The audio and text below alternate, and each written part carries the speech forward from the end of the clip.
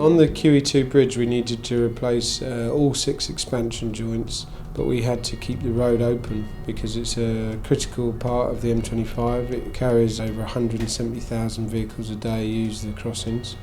It would cause absolute gridlock if we were to close the road. So during overnight processions we had to build a ramp that would span over the existing expansion joints that could be dismantled and put back in and out each night to enable us to work on the joints to replace them. In order to install the ramps and the tarmac ramps, we needed to tie the ramp into the existing surfacing. So to do that we had to cut into the existing surfacing, and that's where PowerPlane came in. Also at the end of the scheme, when we finished, we had to plane out all of the ramps to get the road surface back to the level. All of this had to be done under nighttime closures at a weekend with a full bridge closure in a restricted 12-hour shift. When you're working on the M25, it's all about getting off on time. PowerPlane seem to have new kit, even their lorries, their sweepers, the planers, everything seems to be new, which is good because when we have these important possessions, if we overran by 1 minute, we would incur £6,000 worth of penalties. There's such a short period of time to get it in, the reliability is paramount on the job.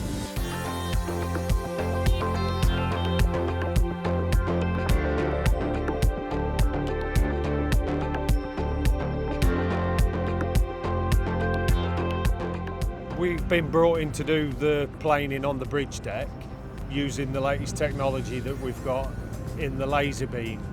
Because of the rutting on the bridge deck, rather than conventional planing, because we're planing so close to the sand carpet and the waterproofing on the bridge deck, we're using the laser line so that we can take the level either on the outside of the vib line where it's flat or on the white line towards the middle of the lane.